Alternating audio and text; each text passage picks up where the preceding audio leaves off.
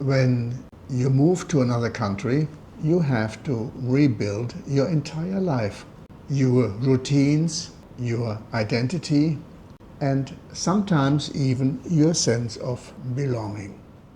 When I first moved to Thailand, I thought I was just changing countries. New food, new weather, new experience. But after a while, I realized something much deeper was happening. Without noticing, my world started to shrink into a small bubble. The same places, the same routines, the same familiar faces. And I wasn't the only one. Even Nann, who was born here, had built her own bubble in Bangkok, far away from her hometown, her family, and parts of her own life she no longer saw every day. And that's when we understood something important. Our story isn't only about Thailand today. It isn't even really about retirement or getting older. It's about what happens to all of us when life becomes familiar, daily life routine, and when we lose curiosity and stop exploring. Welcome to Thailand Lifestyle. We are Nann and Odin. Makes the best out of your day every day. After I moved to Thailand, I thought my life would expand. New places, new food, new experiences. That's what I expected. But something different happened. Without noticing, my world started to shrink. Not suddenly, but quietly. It became a small bubble, a few kilometers wide. The same streets I always walked, the same restaurants, cafes and bars I kept going back to, the same menu I ordered, and the same routines repeating every week. At first, I felt comfortable, safe, even good. But after a while, I started to notice something strange.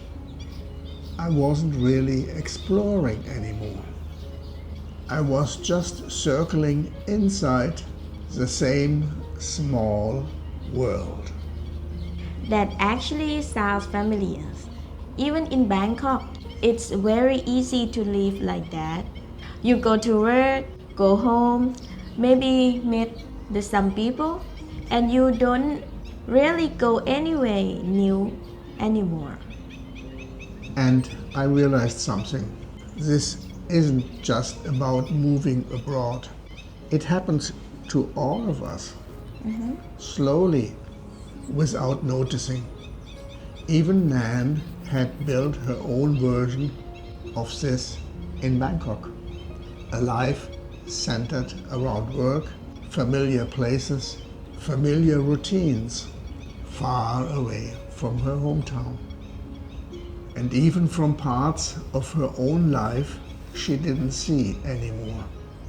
Before I met Odin, I had never even visited the Grand Palace. Even though I lived in the Thailand my whole life, I have never been there. That surprised me because I always assumed not exploring was something that happens when you travel too much. But actually, it happens when life becomes too familiar. We all build a little bubble around our lives and little squares around our thinking. We convince ourselves we have seen everything worth seeing, when in reality we've only stopped looking. When you move abroad, loneliness doesn't start as loneliness. It first feels like freedom, no obligation, No fixed routines, no expectations from your old life. Everything feels open, but slowly something changes.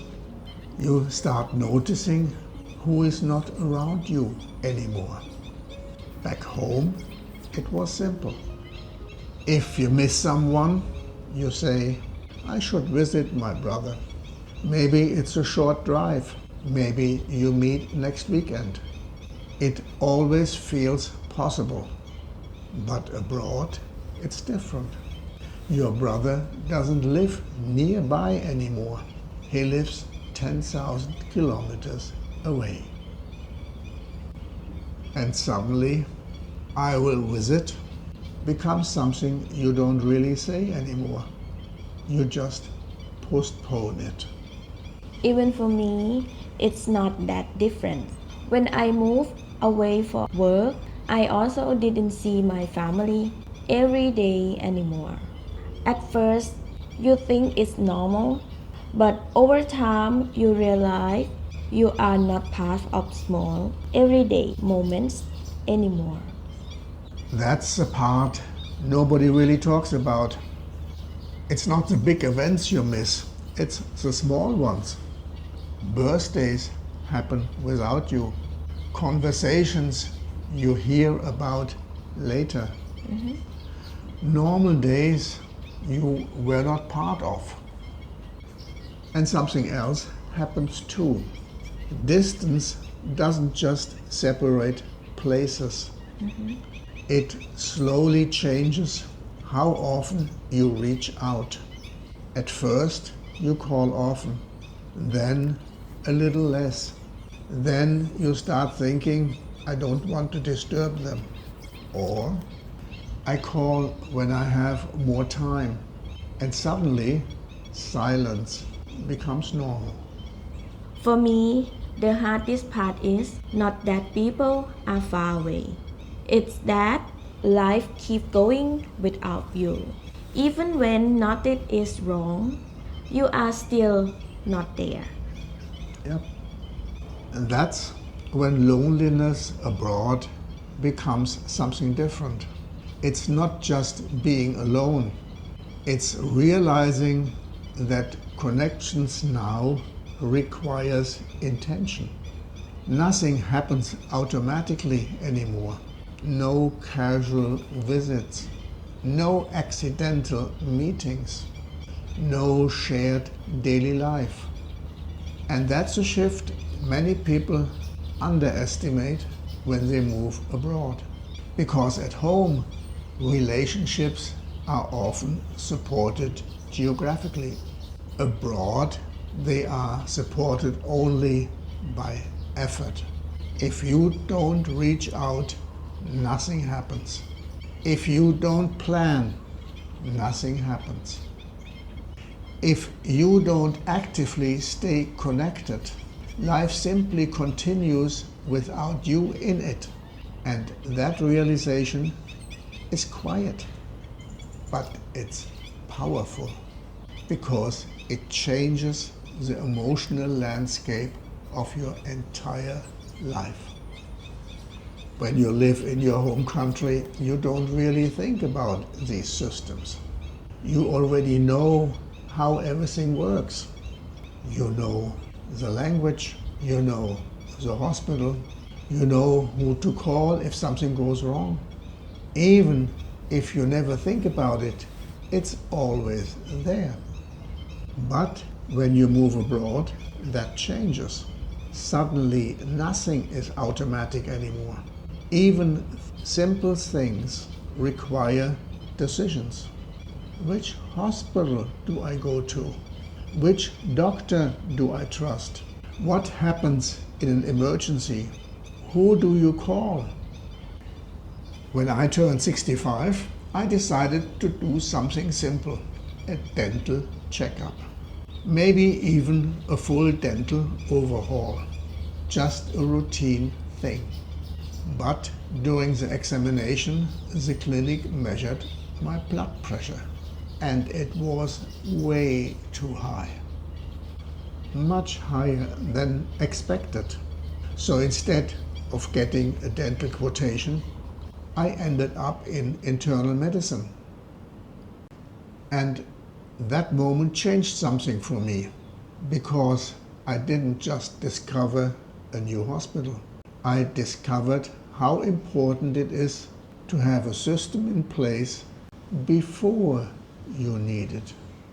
When Odin started going to a government hospital, I became part of the system too. I help with appointments, paperwork, and communication. Most sites are in Thai, so we have to figure things out together. And that's our reality. It's not complicated, but it's also not automatic. You have to build it step by step. And over time, I realized something important. Living abroad doesn't mean being independent. It means becoming prepared. If something happens, you don't want to be searching for answers in the moment.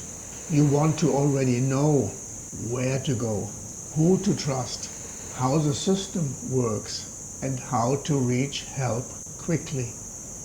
People often ask why we don't always use private hospitals. Private hospitals are easier in many ways, but we had good experience with the government hospital too. The important thing is not which system you choose, it's that you understand it before you need it. That's the key, because emergencies don't give you time to learn. They only test what you already know, and that's something many people only realize too late. They think safety is something that exists around them. But when you move abroad, safety becomes something you have to actively build, piece by piece, before you need it. When you live in a tropical country, you don't just adapt your lifestyle. You also have to adapt your body awareness, because the environment is different and your body responds differently than it used to. Heat is not just uncomfortable. It changes how fast you get tired, how much water you lose without noticing, how quickly your energy disappears during the day. And when you get older, it becomes more important, because small things start to matter more. Hydration, rest, timing. I always remind Odin to drink more water and use sunscreen. After so many years here, he still underestimates the heat and UV light. And she is right. It's easy to forget, because you feel fine until suddenly you don't.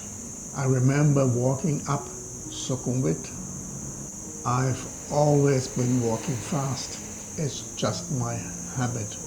But one day I misstepped on an uneven sidewalk and fell. An older Japanese gentleman helped me up. He smiled and said something I never forgot. You have to walk according to your age. At that time, I laughed. But later, I understood what he meant. It wasn't only about walking.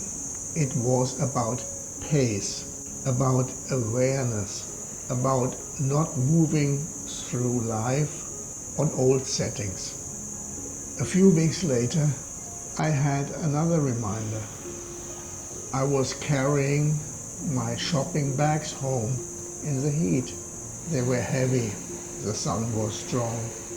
I took the elevator up and suddenly something changed. My vision started fading. Colors disappeared. Everything turned pale. I leaned against the wall of the elevator and thought only one thing. Don't fall, don't fade, stay upright. I don't know exactly what caused it. Dehydration, heat, maybe low blood sugar. But I remember what I did next. When I came home, the first thing was drink water and rest. That day taught me something simple. Your body doesn't always warn you loudly. Sometimes it's only a whisper.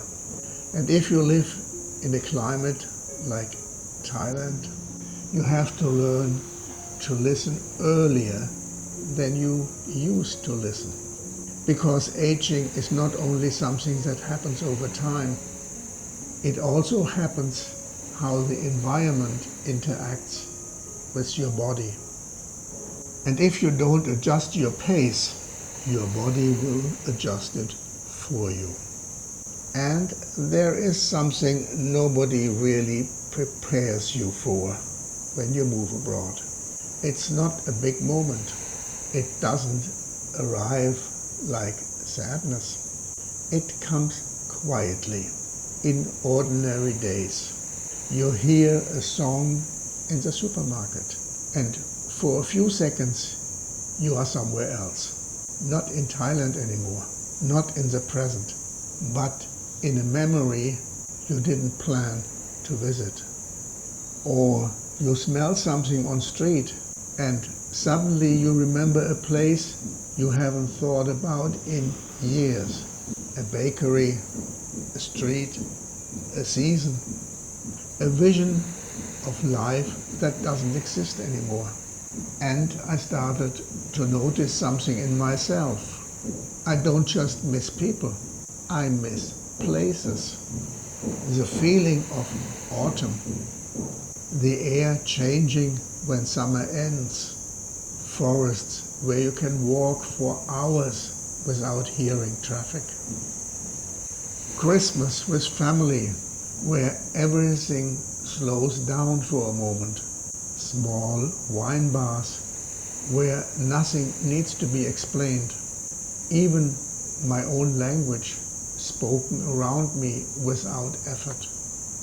And the strange part is this: you can love your life here and still miss your old life deeply. Those two things don't cancel each other out. They exist at the same time. Even though I didn't grow up with the same season as you, I can still see in when you talk about it. There is something in your voice when you miss those places. And I think I understand it in my own way too. When I moved to Bangkok, I thought I was just starting a new chapter, but I also lost small parts of my own life without noticing it. The restaurant I used to go to, the familiar streets, the feeling of being fully known in one place. I even brought Odin to some of my favorite restaurants from before. And sometimes I still think about them.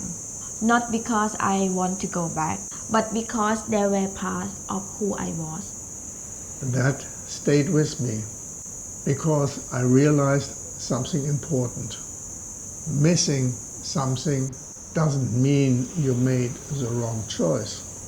It just means it mattered. And maybe that's what invisible grief really is. Not something that breaks you, but something that quietly reminds you had a life worth remembering. And if you can hold on to that feeling without running from it, then something strange happens. It doesn't become pain anymore. It becomes part of your story. There is a moment in life that arrives quietly. It doesn't feel like a turning point at first. It feels like normal life continuing. But something underneath has already changed. For most of my life, I knew who I was because of what I did. My work, my responsibilities, the people who needed me, the roles I played every day. But when you retire and when you move to another country, all that starts to disappear at the same time. At home, retirement asks a simple question: who am I without my job? But when you live abroad, the question becomes deeper. Who am I when nobody here knows my past? Back home, your identity is shared with others. People remember your story, your reputation, your history. Even your mistakes are part of something familiar. But abroad, you become something simpler, a foreigner, a guest, someone passing through. At first, that can feel uncomfortable, like you have lost a version of yourself. But over time, something unexpected happens. When nobody expects anything from your past, you stop being defined by it. When I moved to Bangkok, nobody there knew my childhood or my own life. I had to start again in my way. Even Odin didn't know everything about me when we met. At first, that felt strange, but later it felt free. Because I realized I could become more than what people already expected of me. And I think that's something many people don't expect, that losing your old identity can also create a space for a new one. Not a completely different person, but a more honest one. Because when you are no longer performing a role every day, you start to notice what is actually left underneath, what still interests you, what still gives you energy, what still feels meaningful when everything else becomes quiet. And that takes time, not weeks, not months, but a slow adjustment into a different way of being. Because retirement abroad is not just one change. It is two at the same time. You leave your job and you leave your identity that came with it. But what remains is the chance to rebuild something simpler. Not something you inherited from work, society, or expectation, but something you choose quietly over time. And maybe that is the real shift. Not losing identity, but finally having the space to see it clearly. After living in another country for a while, I realized something simple. You don't really arrive and immediately belong. That's not how it works. At first, you are just a visitor. Everything is new. Everything takes effort. Even small things feel unfamiliar. But slowly, life starts to change shape. Not because the place changes, but because you do. You learn where to go. You learn who to talk to. You learn the rhythm of everyday life. And over time, something unexpected happens. An unfamiliar becomes familiar. Not completely, but enough. I think belonging is not about one place. Even when I go back to my hometown, it feels a little different now. And in Bangkok, I have built another life. So maybe belonging is not something you find once. Maybe it's something you create in more than one place. That stayed with me because I used to think belonging means choosing one place, one home, one identity. But now I see it differently. Belonging is not fixed. It grows slowly, through repetition, through routine, through small connections. The coffee shop where they know your order, the neighbor who greets you without thinking, the small conversations that don't feel important at the time, but slowly become your life. And maybe that's what retirement abroad really teaches you. Not how to escape your old life, but how to build a new one carefully. You stop living a life that was assigned to you and start choosing a life for yourself. Not the one you inherited, but the one you are still learning how to live quietly every day, step by step. สวัสดีค่ะ บ๊ายบาย